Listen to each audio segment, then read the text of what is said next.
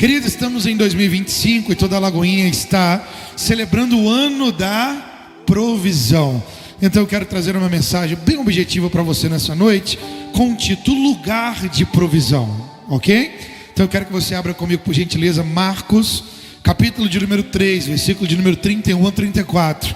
Eu quero compartilhar com você essa mensagem chamada Um Lugar de Provisão. Marcos capítulo 3, versículos de número 31 até o 35 nós vamos ler. Marcos capítulo 3, versículo 31 a 35, e vamos entender esse tema juntos. Vamos lá. Marcos 3:31 diz: Nisto chegaram a sua mãe e os seus irmãos, e tendo ficado do lado de fora, mandaram chamá-lo. Muita gente estava sentada ao redor dele, e lhe disseram: olha, tua mãe e os teus irmãos e irmãs estão lá fora à tua procura. Então ele lhes respondeu dizendo: quem é a minha mãe e os meus irmãos? E correndo ao olhar pelos que estavam assentados ao redor, diz: eis a minha mãe e os meus irmãos, porque qualquer que fizer a vontade de Deus, esse é meu irmão, irmã e mãe.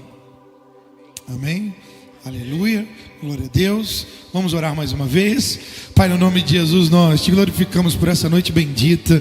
Obrigado por esse culto fé, Pai. Nós oramos, traz ao nosso coração, Pai, agora, deposita essa porção de fé para que possamos acessar o centro da Tua vontade, para que possamos, ó Pai, viver aquilo que o Senhor já tem preparado para nós em 2025, como o ano da provisão. Estamos alinhados aos Teus propósitos, ó Pai, ou enquanto mais nos alinhamos ao Teu propósito, o Senhor derrama provisão sobre as nossas vidas, para que habilitados, espírito, alma e corpo, possamos ser cooperadores do Senhor e testemunhas da Tua vontade no meio onde nós estamos, Senhor. Oramos assim, declarando que estamos famintos em ouvir a Tua voz pela Tua palavra e sedentos pelo agir do Teu Espírito poderosamente nessa noite, em nome de Jesus, amém. O lugar de provisão. Esse texto vai dizer para nós, o versículo 31, chegaram a sua mãe e os seus irmãos, e tendo ficado do lado de fora, mandaram chamá-lo. Muita gente estava sentada ao redor dele. Eles disseram: olha, tua mãe e os teus irmãos estão lá fora à tua procura. Bom, eu quero ilustrar esse lugar. Jesus está numa casa, e essa casa está cheia de pessoas que foram até a Jesus para ouvir Jesus falar, ok? Então nós entendemos uma casa onde Jesus está no centro, e Ele está aproveitando a oportunidade para pregar a palavra, para ensinar a palavra. Eu quero te lembrar que Jesus não tem palavras simples, naturais como homem. Jesus só tem palavras de vida eterna que mudam a nossa vida, que mudam a nossa eternidade, que muda ou ativa o nosso destino profético, que gera fé, né, no nosso coração. Então quem estava lá estava maravilhado, estava sendo edificado, estava sendo transformado, estava sendo norteado pelas palavras de Jesus, as palavras de vida eterna, as palavras poderosas que saíam da sua boca. Então eu quero que você veja uma casa onde Jesus está no centro, e Ele está liberando palavras de vida eterna, e pessoas foram atraídas a essa casa ao ponto de lotarem essa casa. Quando Maria, os seus irmãos e irmãs de Jesus chegaram lá para querer uma senha para entrar naquela casa, ela não tinha mais como entrar. A casa estava cheia demais, e eles não puderam naquele momento entrar. Por isso então manda alguém lá dentro ser como mensageiro e chamar Jesus enquanto ele estava aproveitando aquele discurso. E alguém chega nos ouvidos de Jesus e diz: olha, sua mãe, seus irmãos e irmãs estão lá fora à tua procura, ok? Entendeu a cena? Essa é a introdução dessa casa. E eu quero falar uma coisa com você. Toda casa que Jesus é o centro, essa casa se torna o centro da vontade de Deus, ok? Toda casa onde Jesus é o centro, essa casa se torna o centro da vontade de Deus. Uma vez, ou um tempo atrás, nós estávamos vivendo a nossa vida por nós mesmos, talvez embaraçados e presos em pecado, em tantas coisas que nos faziam estar longe do Senhor, e nós entregamos a nossa vida a Cristo. Ele veio em nosso favor, Ele veio até nós, e nós entregamos a vida a Ele, reconhecendo Ele como nosso único Senhor e suficiente Salvador. E a partir desse dia, toda vez que nós reconhecemos Jesus no centro da nossa vida, não temos outras coisas a colocar, ou outra pessoa a colocar no centro. Toda vez que nós colocamos Jesus no centro da nossa vida, a nossa vida passa a estar no centro da vontade de Deus. Porque toda casa onde Jesus é o centro, a casa se torna o centro da vontade de Deus. Então eu quero que você coloque uma plaquinha imaginária nessa casa aqui que nós acabamos de ler. Tem uma placa imaginária. Qual é a placa? Poderia ser uma placa linda chamada Lagoinha Americana, né? E aí eu quero que você entenda, como uma placa que temos aqui fora, a placa dessa casa está escrito o centro da vontade de Deus. Ok? Centro da vontade de Deus. Jesus está no centro dela, pregando a palavra, uma pequena multidão cercando, lotando aquela casa. Quem é que chega? A Bíblia diz que chegaram a mãe, os irmãos de Jesus e ficaram do lado de fora. Lembra que eu coloquei a placa com vocês imaginária? Centro da vontade de Deus. Então eles estavam fora da casa que nós intitulamos como centro da vontade de Deus. Tendo ficado do lado de fora, mandaram chamá-lo. Muita gente estava sentada ao redor dele e ele vai dialogar. Bom, não basta termos o nome de família da fé, se nós não escolhermos colocar Jesus no centro da nossa vida, viver uma vida cristocêntrica e poder então viver a vida a partir daquilo que Ele realmente tem para nós. Aqui está a mãe de Jesus e os irmãos e irmãs, e de uma forma figurada nós chamamos essa casa de centro da vontade de Deus.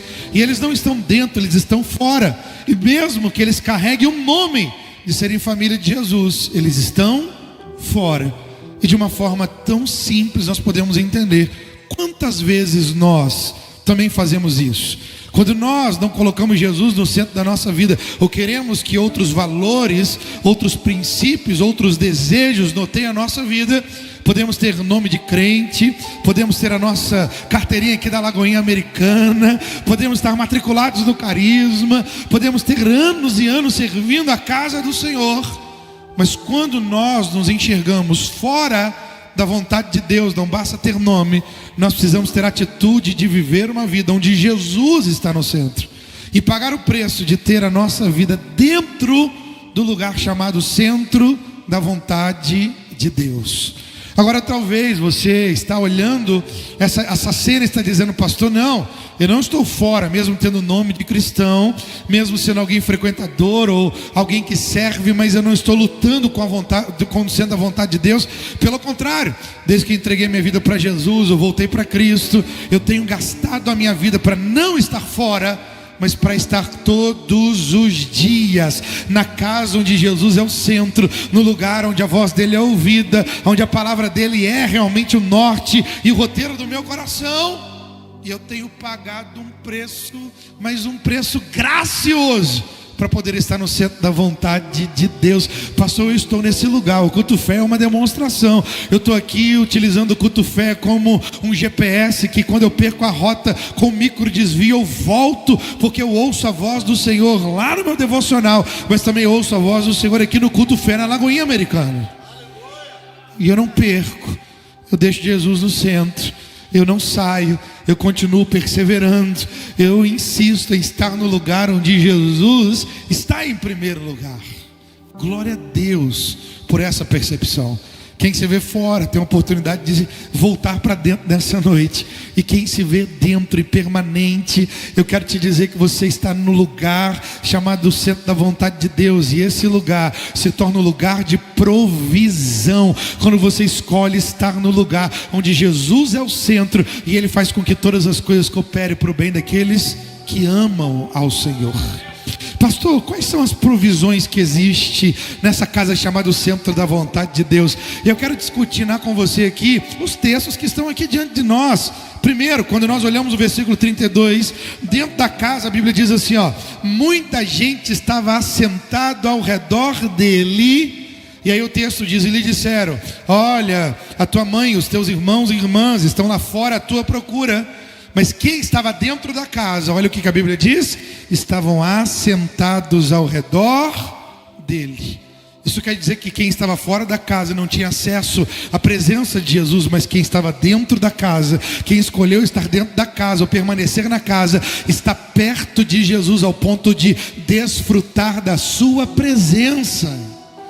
Sabe o que isso quer dizer? Que no centro da vontade de Deus, o primeiro presente ou provisão que nós ganhamos esse lugar, no centro da vontade de Deus, nós somos acompanhados pela sua presença. Você pode me ajudar a pregar para esse abençoado que está do seu lado ou do outro lado? Escolhe uma pessoa e fala com ele, por gentileza, fala: você permaneceu no centro da vontade de Deus. Sabe qual é a sua primeira provisão? É ter a presença de Deus como um presente permanente na sua vida todos os dias. Irmão, você já deve ter ouvido o ditado, senão eu quero dizer para você: não importa o que passamos, mas importa com quem passamos. A vida cristã, às vezes alguém diz: bom, me enganaram, porque quando eu entreguei minha vida para Jesus, parecia que todos os problemas iriam sumir. Mas o mesmo Cristo deixou para nós um selo da vida de um cristão genuíno. Ele disse: no mundo tereis aflições. Ele disse: tenha bom ânimo, eu venci o mundo. Quer dizer, a minha vitória é plataforma para a vitória de vocês em mim. Mas ele mesmo disse que nós teríamos aflições. A diferença então, pastor, qual é? Se antes de Jesus eu tinha problema, depois de Jesus eu tenho problema, qual é a diferença? A diferença não está na mudança dos problemas. Muitas vezes a diferença está em quem está conosco na resolução de cada problema que a vida vem nos apresentar. Você vai lembrar do primeiro texto que eu quero reesquentar o seu coração nessa noite. O primeiro texto é o salmista, no Salmos 23, no versículo 1 ele diz: o Senhor é meu pastor e nada me faltará. Mas no versículo 4 ele diz: ainda que eu andasse pelo vale da sombra da morte, não temerei mal algum, porque tu estás comigo. Aleluia. O salmista está dizendo: não importa o tamanho do buraco que eu tenho que passar, não importa o tamanho da sombra que eu tenho que enfrentar, não importa o tamanho do gigante que eu vou ter que encarar, não importa. O que importa é quem vai estar comigo no dia da adversidade, quem vai estar comigo diante do gigante, quem vai estar comigo sendo a provisão. Há uns anos atrás eu ganhei um grande puxão de orelha de Jesus. Deixa eu te contar um pouquinho desse puxão de orelha. Eu tinha que tomar uma decisão diante do Senhor. Eu falei: Senhor, já estou aqui em oração, jejum há algum tempo, eu queria que o Senhor me respondesse, me dá a resposta. E olha a minha, talvez orgulho, arrogância, não sei. E eu em oração com Jesus falei: Jesus, me dá a resposta. Sabe por quê? Querendo convencer Jesus. Sabe por quê? Porque eu e o Senhor sabemos que se o Senhor me der a resposta e eu te obedecer, eu estarei no centro da tua vontade. E aí vai ser vantagem para nós dois. Primeiro, eu vou estar livre de problemas. E segundo, o Senhor vai ter o seu nome glorificado. Então o Senhor pode liberar por gentileza logo essa direção? Eu achando que eu estava bem, peito estufado no lugar da oração. E foi muito claro, minutos depois, quando eu descansei naquele lugar de oração, o Espírito Santo falou comigo, falou: meu filho, eu já tenho uma resposta para você há um bom tempo, mas você não pode receber a resposta. Sabe por quê? Porque você está confiando mais na direção do que no direcionador. Você está confiando mais na provisão do que no provedor. Enquanto você não confiar mais em mim do que o caminho que eu tenho para você, você não vai estar habilitado para passar pelo caminho que eu tenho para você. E eu entendi essa verdade. Eu não posso confiar mais na direção do que no direcionador, porque é o direcionador que faz toda a diferença, na direção que Ele mesmo nos dá. Se Ele nos der uma direção e não estiver conosco, não estivesse conosco, a direção seria mais uma estratégia, uma melhor estratégia entre os homens. Mas quando Deus diz vai, Ele não diz vai, Ele diz vamos. Isso faz toda a diferença. Abraão sai, para onde? Não sei. Abraão, sai da tua terra, da tua parentela, da casa do teu pai, vai para a terra que eu te mostrarei. Ele sabe onde é geograficamente? Não, mas ele sabe quem é que está conduzindo ele. Ele pega o seu sobrinho, vai uma parte da família que talvez Deus não queria nem que levasse naquele momento. E a Bíblia diz que lá na frente os pastores de Abraão brigam com os pastores de Ló. E de repente eles têm que tomar uma decisão. Escolhe um caminho, cada um vai para um canto para que possa expandir os seus negócios. E de repente Ló recebeu a oportunidade de Abraão. Em vez de Ló voltar para Abraão e dizer: Abraão, você é o patriarca, você é o mais velho, ouviu de Deus, deixa eu te honrar, escolhe você. E ele não, no ímpeto ele olha o lugar mais bonito. Ele olha o que seria talvez chamado de Campinas, ali do Jordão, numa região, mas essa Campinas se tornou depois o lugar de destruição sobre o fogo de Deus, porque lá se tornou Sodoma e Gomorra, porque ele foi na aparência, mas aparentemente o primeiro trecho que Abraão vai é um lugar deserto. Mas eu creio que Abraão não vai descrendo, ele vai crendo, quase que dizendo, não importa o cenário, se o cenário pode ser aparentemente desértico, eu sei que vai dar tudo certo no final, porque não é o lugar que ele está me dando, mas é quem está indo comigo para me dar posse ao lugar, e esse lugar lá para os meus descendentes vai se tornar o que ele diz na promessa, o lugar que mana leite e mana mel, o lugar da provisão, porque está no centro da vontade de Deus para mim e para minha descendência. Não confie só na direção, confie no direcionador. Não confie só na provisão, confie no provedor. Mas o centro da vontade de Deus, nós somos providos, acompanhados pela sua presença. Moisés nos ensinou isso. Se apegue a esse lugar e se apegue à presença de Deus. Em Êxodo 33, do versículo 12 ao 16, Êxodo 33, no versículo 12 ao 16 diz: e disse Moisés ao Senhor, tu me dizes, faze subir este povo, porém não me deste saber a quem hás de enviar comigo. Contudo disseste, conheço-te pelo teu nome, também achastes graças aos meus olhos. Agora pois, se achei graça aos teus olhos, Moisés dizendo a Deus, rogo-te que me faça saber neste momento o teu caminho, para que eu conheça e ache graça aos teus olhos, e considere esta nação teu povo.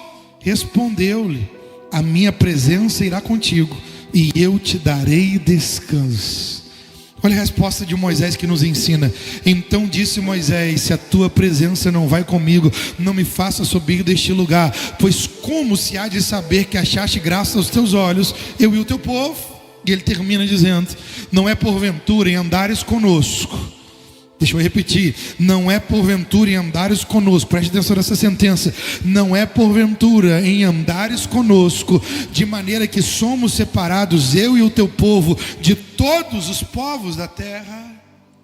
Moisés está dizendo que faz a diferença entre nós e todo o universo, todo mundo, é a tua presença que nos acompanha em meio à tua direção. Não importa só a direção nem a terra, importa a tua presença. Você que escolheu estar no centro da vontade de Deus, saiba que eu e vocês somos provisionados pela presença de Deus, e essa maior ou a primeira de todas as provisões para a nossa vida. Vale a pena, vai continuar valendo a pena, o preço de colocar Jesus no centro vai continuar valendo a pena, haverá resistência para que você passe pelos montes ou vales, vale a pena, porque a presença do Senhor é tudo que precisamos no lugar chamado centro da vontade de Deus. Terminando o versículo 32, voltando lá para Marcos 3, finalzinho do 32, quando ele diz a sentença, olha, tua mãe e os teus irmãos e irmãs estão lá fora à tua procura. Começa o versículo 33, ele diz, então ele lhes respondeu dizendo, quem é minha mãe e os meus irmãos? Então ele lhes respondeu dizendo. Quando nós entendemos ele respondeu, faz analogia comigo na mente. Se a casa chamada centro da vontade de Deus tem Jesus dentro, quem está em torno de Jesus está ali naquele lugar. Quando ele responde, ele não responde ao ponto de alguém que está lá fora ouvi-lo, ele responde ao ponto de todos os que estão dentro ouvi-lo. Ok? O mensageiro faz o percurso da porta da casa, ou da janela da casa, de alguma entrada da casa, até onde Jesus estava. O mensageiro foi, e quando Jesus parou o discurso, atendendo a multidão, para responder aquele mensageiro dizendo, a tua mãe e os teus irmãos estão lá fora à tua procura, Jesus, a Bíblia diz, parou e lhes respondeu. Respondeu quem? O mensageiro, mandando a mensagem para quem estava lá fora. Mas quem ouviu a voz de Jesus de forma pessoal e segura foi quem estava dentro da casa. Se a primeira provisão de estarmos no centro da vontade de Deus é estarmos acompanhados pela sua presença, a segunda provisão de estarmos no centro da vontade de Deus é que no centro da vontade de Deus temos direções claras ao nosso coração. Talvez você olhe e diga: meu Deus, parece que alguém que estava perto da gente agora não está mais, está vivendo uma vida, carnal, uma vida talvez em pecado. Mas eu olho para o Instagram, eu olho para as redes sociais, parece que é só alegria. Irmãos, não tem como ter alegria no lugar de desorientação. Não tem como ter alegria no lugar de falta de conselho. Não tem como ter alegria no lugar de não pastoreio. Não tem como ter alegria no lugar onde a voz de Deus não é mais ouvida de forma diária e pessoal. Talvez alguém que saiu ainda está aparentemente feliz, porque está vivendo hoje do combustível daquilo que recebeu de Deus ontem. Mas irmãos, eu e você estamos aqui na quarta-feira à noite, gastando, investindo nosso tempo na casa de Deus. Para quê? Para que o nosso coração esteja instruído pelo Senhor hoje, para que a nossa vida esteja no centro da vontade de Deus hoje. Eu e você não vamos viver do combustível do passado. Eu e você precisamos ouvir a voz de Deus hoje, como a Bíblia diz: hoje, se ouvires a voz do Senhor, não endureçais o vosso coração. Então Deus tem para nós resposta hoje para os dilemas que vivemos e mais. Aquilo que Deus pode estar falando com você hoje vai ser resposta de Deus para você amanhã, porque você está no centro da vontade de Deus, e a palavra de Deus vai se renovando. Mas para quem escolheu não estar nesse lugar, o combustível ficou lá atrás, o conselho é lá de trás, a experiência é lá de trás. Então não dá para viver tanto de autonomia da fé, esperando avançar em quilômetros, se o combustível foi de tempos passados. Agora, ao contrário, é verdadeiro. Quando estamos no centro da vontade de Deus, temos direções claras ao nosso coração, como a própria palavra do Senhor diz no Salmos 32, versículo de número 8 e 9. Salmos 32, 8 e 9 diz: instruir-te-ei e te ensinarei o caminho que deves seguir, e sobre as minhas vistas te darei conselho, diz o Senhor. Não sejais como cavalo ou mula sem entendimento, os quais com freios e cabrestos são dominados, de outra sorte não te obedece. Então Deus está dizendo: olha, você escolheu o centro da minha vontade, então eu cumpro a minha promessa: instruir-te-ei e te ensinarei o caminho que deves seguir. Está custoso estar no centro da vontade de Deus? Está custoso dizer muitos nãos lá fora para permanecer com o seu sim com Jesus aqui dentro? Sabe que esse preço é irrisório comparado com o valor de ter o seu coração orientado com direções claras e diárias ao seu coração. Como Isaías capítulo 30, versículo 21 diz. Isaías capítulo 30, versículo 21. Quando te desviares para a direita e quando te desviares para a esquerda, os teus ouvidos ouvirão atrás de ti uma palavra dizendo: este é o caminho, andai por ele. Quando estamos no centro da vontade de Deus, o Espírito de Deus que nos acompanha, Ele nos orienta. Mas também quando nos desviamos, porque Ele diz: quando desviares. Eu queria que nem fosse escrito assim, mas se está escrito assim, então a gente se submete à palavra. Quando te desviares para a esquerda e quando te desviares para a direita. O que Ele está dizendo em outras palavras? Você vai se desviar. Eu não estou falando de grandes quedas, eu estou falando de micro desvios. Eu estou falando daquelas vezes que nós não deixamos a gente fazer o correto, mas deixamos a motivação correta para fazermos o correto. Eu não estou dizendo de pecados escandalosos, não. Ou, muito antes disso, eu estou dizendo daquele momento em que o Senhor faz o nosso coração se voltar a Ele, e Ele passa a nos ensinar de novo o beabá da fé, os primeiros passos, o lugar onde nós nunca precisaríamos ter deixado. E aí, quando nós passamos esses micros desvios para a esquerda ou para a direita, quem é que nos aconselha? Quem é que vem nos fazer restaurar? Quem é que nos pastoreia ao centro da vontade de Deus? O Espírito de Deus, dizendo: este é o caminho, ou este é o caminho, andai por ele. Quem está lá fora não ouve mais esse GPS. mas tem que estar aqui dentro. Mesmo que haja micro desvios, o Espírito de Deus vai de forma carinhosa, muitas vezes diretiva, gerando um arrependimento ao coração, mas de forma clara dizendo: volta, isso não é o melhor para você, vai, isso não é o melhor para você, fica aqui, aqui é o melhor para você, permaneça no lugar onde coloquei, ou então volta, ou então sai desse lugar, desfaz esse negócio, rompe esse relacionamento dessa forma e volta ao centro da minha vontade. Quando estamos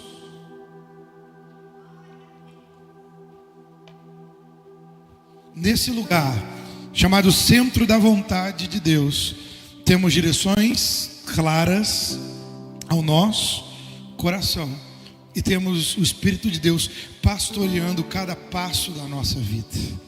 Em terceiro lugar, voltando para o versículo 33 de novo, quando ele diz: e ele lhes respondeu dizendo: quem é minha mãe e os meus irmãos? E correndo ao olhar pelos que estavam assentados ao redor, diz: eis a minha mãe e os meus irmãos. Sabe o que eu descubro aqui? Em terceiro lugar, quando escolhemos o centro da vontade de Deus, qual é a provisão desse lugar? É que, olha o que eu vou dizer: no centro da vontade de Deus, não precisamos nos defender, pois Ele mesmo é quem nos justifica. Olha a cena. Enquanto o povo está ali, Jesus está dizendo, o povo está ao redor de Jesus. De repente a mãe, os irmãos e irmãs estão lá fora, eles não entram. Eles estão lá fora querendo tirar Jesus do centro dessa casa. Ok? Não estou falando que é coisa ruim, é só a figura do texto. Querem tirar Jesus do centro dessa casa, ou querem tirar a atenção de Jesus em dar atenção para quem está dentro da casa. Agora imagina eu e você que agora estamos nessa casa. Lagoinha Americana é essa casa chamada o centro da vontade de Deus, onde Jesus está no centro liberando palavras de vida. Imagina eu e você ouvindo dele, recebendo dele, sendo aconselhado por ele, sendo curado de alma enquanto ouvimos a voz dele, sendo pastoreados pela palavra que sai da boca dele. Enquanto estamos ali, ele é nosso, nós somos dele. Vem alguém com uma mensagem para interromper Jesus, quase que dizendo: Jesus, para o culto fé aqui agora, porque lá fora estão a tua mãe, os teus irmãos e os seus irmãos. Quem ficou dentro deu um frio na barriga. Meu Deus, será que a gente interrompe a fala? Será que a gente diz assim: sai, agora não, ele é nosso, não interrompe ele, deixa ele continuar falando, o que está saindo dele é resposta para mim, é vida para mim, é pastoreio para mim, é cura para mim, é direção para mim, é futuro para mim, deixa ele falar. Talvez quem estava sentado queria se levantar e refazer a cena, para não perder a atenção e a prioridade com Jesus. Mas sabe que coisa linda? Ninguém que estava ao redor de Jesus precisou se levantar para reorganizar a cena. Por quê? Porque Jesus foi o justificador de cada um que escolheu estar em redor dele para ouvi-lo dentro da casa, chamado centro da vontade de Deus. Sabe o que isso quer dizer? Que quando nós estamos no centro da vontade de Deus, quem está lá fora geralmente vai ser usado ou pelo inimigo ou de forma carnal para nos perseguir ou tentar nos distrair. Mas se escolhemos estar no centro da vontade de Deus, nós não vamos gastar um suor do rosto, nem um pio da nossa boca para nos justificar, porque a voz dele que está nos orientando é a mesma voz que vai nos defender e justificar o lugar onde nós escolhemos estar, sentado aos seus pés, no centro da sua vontade. Posso provar isso com os dois textos?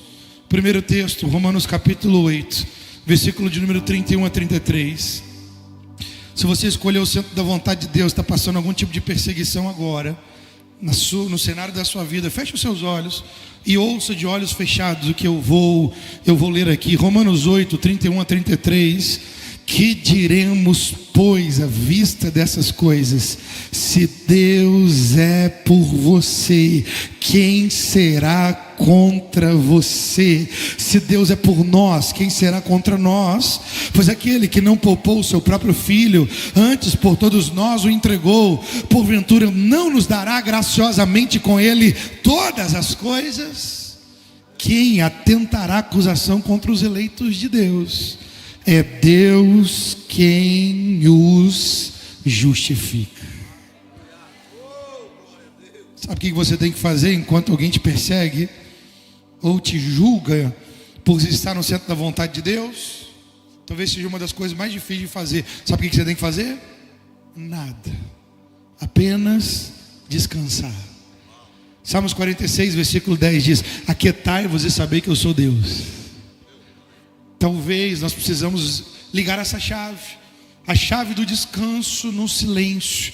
Pastor, então eu vou morrer de solidão, isolado? Não, você vai aprender a transformar solidão em solitude. Solidão pode ser alguém no meio de uma multidão e não conseguir estar em comunhão, ou pelo menos ter sentido de propósito no lugar. Solitude é poder estar sozinho, mas ter um tempo de qualidade a sós com Deus e consigo mesmo, ao ponto de queimar por dentro no centro da vontade de Deus, porque está vivendo o propósito de Deus na sua vida. Talvez eu possa dar uma ilustração. A ilustração é a seguinte: eu e você somos como aquela Maria Fumaça, aquele trem antigo que era movido, a locomotiva era movido por carvão, ok? Se colocava o carvão na locomotiva da Maria Fumaça, naquele lugar lá do carvão, esqueci o nome daquilo, aquela fornalha, e aí de repente saiu o fogo da fornalha. E aquilo era vapor, então o trem é a vapor. E o vapor sai do mesmo lugar, e ele vai para dois lugares. Primeiro, ele vai para o motor da locomotiva, para que a locomotiva possa conduzir todos os outros vagões carregados e pesados, e não perder, quer dizer, dar força à locomotiva para seguir o trilho e ir ao seu destino. Ou o maquinista pode usar o mesmo vapor da fornalha também para ter aquele apito, que em lugares e momentos específicos, pipi, é importante. Mas se o maquinista exagerar e ficar usando muito o apito, pi, ele vai usar o vapor da caldeira, em vez de colocar no motor para gerar tração para a locomotiva ir dentro do trilho que já foi proposto e conduzir muitos outros vagões junto, vai estar gastando energia, fazendo barulho e não colocando no lugar correto. Muitas vezes o adversário, em meio a esses momentos de pressão, quer que a gente desça da cruz e vai resolver da nossa forma, discutir da nossa forma, justificar da nossa forma, convencer da nossa forma. Sabe o que o Senhor está nos lembrando aqui nessa noite? Que nós temos que fazer igual a nossa irmã Maria. Lucas capítulo 10, versículo 40 a 42. Lucas capítulo 10, versículo 40 a 42 diz: Marta agitava-se de um lado para o outro, ocupada em muitos serviços. Então se aproximou de Jesus e lhe disse: Senhor, não te importas que minha irmã tenha deixado que eu fique a servir sozinha? Ordena, pois, que venha ajudar-me.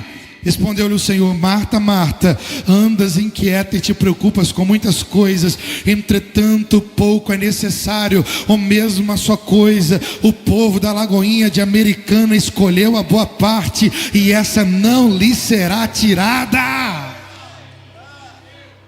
Eu apliquei aqui Maria com nós, porque nós estamos assim, sentados aos pés do Senhor. Olha que cena extraordinária. Quem é que vai questionar a postura de devoção de Maria? A sua irmã Marta, que está arrumando a casa, mas esqueceu de priorizar o lugar do relacionamento. O serviço é importante, mas excesso de serviço sem relacionamento gera esgotamento. E ela já estava no lugar de esgotamento, dizendo: Senhor, o Senhor não se importa que minha irmã tenha me deixado de servir só. Quase que ela estava fazendo uma oração para que Maria ouvisse, constrangida, saísse do lugar e fosse junto com ela na equipe de trabalho de Marta. Jesus olha para aquela cena e ele organiza. Ele entra e ele diz: Marta, Marta, você está ansiosa, atarefada com muitas coisas. Maria escolheu a boa parte, o lugar do relacionamento, e não lhe será tirado. Em outras palavras, Marta, o seu lugar ao lado de Maria continua reservado. Eu quero que você faça, tudo bem, mas o serviço tem que ser resultado de um bom relacionamento. Primeiro me conheça, primeiro saiba o que está no seu coração para você, e depois de me conhecer, você pode se levantar e preparar o que você quiser. Porque serviço sem relacionamento vai gerar esgotamento, mas o relacionamento vai gerar devoção, e devoção vai nos levar a servir, não para que tenhamos algo dele, mas para que estamos tão cheios dele, que não cabe tanto dele em nós, que precisamos dar ao outro aquilo que já recebemos. Entre outras palavras, Marta estava dizendo: tira ela daí, Jesus. Ela não está fazendo nada, ela tem que estar aqui me ajudando. Sabe o que Maria respondeu para Marta? Quando Marta quis tirar ela desse lugar? Acho que você já está respondendo, né? Mas de novo, o que Maria respondeu para Marta? Quando Marta queria tirar ela desse lugar, o que ela respondeu? O que você está fazendo agora, né? Respondeu nada. O silêncio de Maria deu espaço para Jesus ser dela o seu advogado. O seu silêncio na perseguição que você está passando na sua casa, o seu silêncio da perseguição que você está passando no seu lugar de trabalho, porque você está vivendo um estilo de vida cristão que manifesta e glorifica o nome do Senhor. O seu silêncio na sociedade, porque alguém está questionando a vida cristã que Jesus está aprovando, vai dar espaço para que o Senhor entre, e Ele mesmo vai falar com voz clara e perceptível, não só de forma sobrenatural, mas coisas acontecerão, sinais acompanharão. Deus vai fechar ciclos ou vai abrir portas. Deus vai trazer provisão sobrenatural ou vai trazer cura. Deus vai acompanhar o testemunho do seu silêncio, porque você aprendeu que no centro da vontade de Deus, eu e você não precisamos de nos defender, porque Ele é o nosso justificador. Crente, menos apito e mais força no motor da locomotiva. Menos apito e mais força para não perdermos aquilo que o Senhor tem para nós e para que possamos conduzir muitos outros no lugar onde o Senhor tem para nós. O último, então, a última provisão está aqui no finalzinho, terminando no versículo 34. De novo, quem é minha mãe e os meus irmãos, correndo ao redor, para que eles estavam assentados ao redor, e diz: eis a minha mãe e os meus irmãos. E o finalzinho ele diz: porque qualquer que fizer a vontade de Deus, esse é meu irmão, irmã e mãe. Jesus é tão maravilhoso, tão sábio, que ele usou aquela cena de forma pedagógica para recompensar quem estava ali naquela casa, chamado centro da vontade de Deus. Quando ele respondeu, ele diz: minha mãe e meus irmãos, e ele passa ao redor. Eu fico imaginando, mesmo a casa cheia, ele faz o que eu estou fazendo aqui, ele vai passando nos olhos de todo mundo, do máximo de pessoas que ele consegue, e vai fixando, e cada olhar que ele olha é como se fosse uma confirmação dizendo: a sua perseverança está para ser recompensada, a sua fidelidade está para ser recompensada, o seu interesse pela minha palavra, diz o Senhor, está para ser recompensada, porque você escolheu dizer não às tentações ou tantas ilusões lá fora, escolheu estar aqui. A sua escolha vai ser recompensada, a sua vida familiar me glorificando vai ser compensada, o seu tempo de voluntariado na minha casa vai ser compensado, a sua escolha de dizer não ao pecado e sim à minha vontade vai ser recompensada. Enquanto Jesus olha olho no olho, eu fico imaginando o coração de quem está lá dentro aquecendo, e de repente ele solta a rema dizendo: aquele que escolheu fazer a vontade do meu Pai, esse é a minha família, é minha irmã, meus irmãos, é a minha mãe. Olha o que eu vou dizer: Jesus não está desprezando a sua família natural, não é isso que a Bíblia diz. Mas há uma frase do Warren Woerth, ele nos diz: Satanás não se importa muito com o fato de aprendermos verdades bíblicas, desde que não vivamos de acordo com elas. Aqui é só uma figura de quem carrega o nome e está fora, mas também uma figura de quem está dentro se torna verdadeira família que agrada o coração do Pai. Se a primeira recompensa que temos, a primeira provisão no centro da vontade de Deus é estarmos acompanhados pela sua presença, se a segunda provisão de escolhermos o centro da vontade de Deus é termos direções claras ao nosso coração, se a terceira recompensa de estarmos no centro da vontade de Deus é não precisar nos defender, pois Ele mesmo é que nos justifica, a quarta e última provisão de quem escolhe estar no centro da vontade de Deus, me ouça, é que no centro da vontade de Deus encontramos as melhores pessoas para as nossas vidas. Eu quero que você veja a cena de novo. Jesus está batendo o olho, dizendo, não só não desprezando a família natural, mas ele está reconhecendo que quem escolheu estar fazendo a vontade do meu Pai se torna filho dele e meu irmão. Então agora eu estou dizendo, quem está conectado comigo está no lugar de privilégio, ele está dizendo. Agora olha que coisa linda, lá fora não tem uma pessoa, tem um grupo, mãe, irmãos e irmãs. Aqui dentro também não tem uma pessoa, tem um grupo. Então, em outras palavras, o que ele está dizendo, você que está aqui dentro é bendito, porque você está especialmente conectado comigo, porque escolheu estar no centro da vontade do Pai, e eu estou no centro da vontade do Pai. Se você escolheu esse lugar, você está comigo e eu estou com você. Agora tem um outro tesouro, porque não era só uma pessoa que tinha escolhido estar naquele lugar, eram várias pessoas. Ele diz um plural, quem escolheu estar fazendo a vontade do Pai. Esse é minha mãe, meus irmãos e irmãs. Eu quero dizer, essa é a família do Pai, em que eu estou aqui debruçado. Então nesse lugar, você não só encontra comigo, diz o Senhor, mas nesse lugar, você encontra quem encontrou comigo. Você se conecta quem se conectou comigo. Você ama quem passou a me amar e é amado por mim.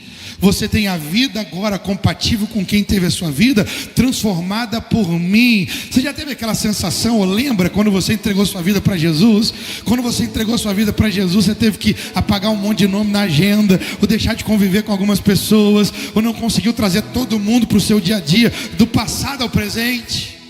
E aí a gente tem aquela sensação de solidão em algum momento. E como é que nós preenchemos a sensação de solidão? Olhando para o Senhor e dizendo, Senhor, eu até gostava, eu amava muitos daqueles, mas eu amo mais do Senhor do que todos eles. Então a sua presença preenche o meu coração. Enquanto o Senhor estiver indo, eu vou atrás do Senhor, porque o Senhor diz, quem quer ser meu discípulo, nega a si mesmo, tome a sua cruz e siga-me. É um alto preço, mas o Senhor vale o preço. Eu estou escolhendo te seguir. Eu estou escolhendo te seguir. E aí o Senhor volta ou vem enchendo o nosso coração da sua presença, de direções claras. E Ele mesmo é o nosso justificador. E quando nós achamos que é só o Senhor e nós o Senhor, olha só o que eu vou dizer, descobrimos que quando nós dobramos os nossos joelhos, entregamos a nossa vida ao pé da cruz e olhamos para Ele, ao olhar ao redor dEle, descobrimos homens e mulheres, jovens e crianças, idosos, casados, solteiros, aqueles que nasceram no Evangelho, ou aqueles que se converteram depois. Eu e você descobrimos que ao redor da cruz existem outros e muitos outros, e uma parte desses muitos outros estão nessa noite aqui na Lagoinha Americana. Muitos outros que também se dobraram aos pés da cruz, e nós passamos agora a nos relacionar, a ter aliança, a sermos um com aqueles também que se tornaram um com Jesus. No centro da vontade de Deus, nós descobrimos as melhores pessoas para as nossas vidas estão aqui no centro da vontade do Senhor, junto conosco. Eu lembro que eu tive alguns parentes de sangue que eu não conseguia compartilhar toda a expressão da minha conversão. Mas eu lembro que eu encontrava alguém que tinha meses, talvez, que eu tinha conhecido. Um líder de célula, um professor de escola dominical, hoje seria o carisma, até mesmo pastores, homens e mulheres, pessoas de oração, que eu pude compartilhar a vida. Eu passei a conversar ali, naqueles 10 minutos, meia hora, uma hora, meses de convívio. Pareceu que eu tinha mais tempo de vida com aquelas pessoas do que com familiares de sangue, anos após anos. Sabe o que é isso? É ter o mesmo coração, a mesma natureza, ter o mesmo encontro com Jesus, e nele nós passarmos a permanecer, ou pertencer a uma nova família, chamada família da fé, a igreja do Senhor Jesus Cristo, em que nós fazemos parte. E aí começamos a descobrir, Eclesiastes 4, versículo 9 a 12. Melhor serem dois do que um, porque tem melhor paga do seu trabalho. Tudo que você faz é unidade, principalmente quando você está conectado a alguém que faz parte do mesmo povo de Deus que você faz parte. Nós experimentamos maior produtividade e avanço em tudo que intentamos fazer com unidade. Melhor serem dois do que um, porque se um dormir sozinho, quem o aquentará? Mas se dormirem juntos, eles se aquentarão. Quer dizer, nós encorajamos uns aos outros nos sonhos e nos planos de Deus. No seu dia mal eu te fortaleço, no meu dia mal você me fortalece, e juntos vamos mais encorajados. Melhor serem dois do que um, porque se um tropeça, outro logo levanta. Ou quer dizer, haverá tropeços, mas na unidade do corpo temos mais estabilidade e constância na caminhada. Melhor serem dois do que um, porque se o inimigo quiser prevalecer contra um, dois lhe resistirão, e o cordão de 3 dobras não se rebenta com facilidade. Você já percebeu, quando o inimigo vem contra um, a comunhão desfaz as armas do inimigo, e nós prevalecemos em unidade contra ele. E o mistério: 2, 2, 2, 3. Quem é a terceira dobra? Quem é a terceira dobra que se manifesta na unidade? Quem é a terceira dobra? Nós sabemos quem é. Mateus 18, 20, ele diz, a terceira dobra diz: quando estiverem reunidos 2 ou 3 do meu nome, eu estarei no meio deles, diz o Senhor Jesus. Você pode ficar de pé no seu lugar, por gentileza? E celebrarmos ao Senhor juntos, porque no centro da vontade de Deus encontramos as melhores pessoas para as nossas vidas. Eu e você não estamos aqui para andar sós. Eu e você estamos aqui para dizer: tem sido um preço. Há um preço. Há um preço. Jesus diz que o reino de Deus é comparado a um homem que achou um tesouro no campo. Quando ele achou esse tesouro, quando o pessoal do louvor se prepara aqui, você me ouça aqui nessa última ilustração que Jesus deixou. E ele diz: esse homem achou um tesouro no campo. Depois de encontrar o tesouro no campo, ele vai e com alegria vende tudo que tem para adquirir o campo. Alguém poderia pegar aquele moço correndo e dizendo: o que você está fazendo correndo? E aí ele vai dizer: eu estou indo para vender todo o patrimônio que eu tenho. Mas espera lá. Por que você está fazendo isso? Você achou algo assim, né, um negócio imperdível? É isso mesmo. Tá, mas pelo que você está vendendo tudo que você tem? Pelo campo. E que campo é esse extraordinário? Não é o campo, é um tesouro que foi oculto no campo, e Deus me deu a oportunidade de achá-lo. Mas você não pôde ir lá pegar o tesouro no campo? Não, o campo ainda não é meu, mas eu tenho a oportunidade de adquiri-lo. Se eu vender tudo o que eu tenho, eu posso não comprar o tesouro, porque o tesouro é de valor imensurável. Um rei veio, e as muitas conquistas desse rei foram entesourados, elas estão nesse baú. Eu não tenho acesso ao tesouro por mim mesmo, ele conquistou, mas ele escolheu esconder no campo. E o que você está fazendo? Eu estou vendendo tudo que eu tenho para pagar o preço, para ter acesso ao campo. Mas quem paga o preço pelo campo vai ter o valor de receber o tesouro imensurável no pacote. Jesus está dizendo que encontra a vida comigo é como alguém que achou um tesouro no campo. Esse tesouro é graça, é valor imensurável, não tem como pagar. O patrimônio daquele homem não era a altura do preço do tesouro. O tesouro era muito mais do que ele tinha de patrimônio. Mas ele não compra o tesouro, ele compra o campo. O campo é pagar o preço de corresponder à vida com Deus que nós enxergamos através do Evangelho. Mas não importa, apenas sabemos que o tesouro está disponível para nós, como Paulo diz em Efésios 2:8: pela graça sois salvos mediante a fé, isso não vem de vós, é dom de Deus. Ou quer dizer, a salvação e a vida com Deus é de graça, é o que o rei conquistou e deixou no tesouro para nós usufruirmos. Mas não tem como usufruirmos se nós não interagirmos com o preço da correspondência, o preço da aliança, o preço da obediência, o preço de algumas renúncias, de sair do lugar alienado da vontade de Deus e estar no centro da vontade de Deus quando Jesus está. Eu queria que você fechasse os seus olhos, fizesse a sua oração diante do Senhor. Nós vamos cantar agora, e nessa canção aproveite para entregar a sua vida ao Senhor mais uma vez, escolhendo o lugar do centro da vontade de Deus. Isso, abra os seus lábios, faça a sua oração, lembrando que no centro da vontade de Deus somos acompanhados pela sua presença. No centro da vontade de Deus temos direções claras ao nosso coração. No centro da vontade de Deus não precisamos nos defender, Ele é o nosso justificador. No centro da vontade de Deus encontramos as melhores pessoas para as nossas vidas. Ore agora, escolhe esse lugar e deixe Jesus continuar ministrando ao seu coração.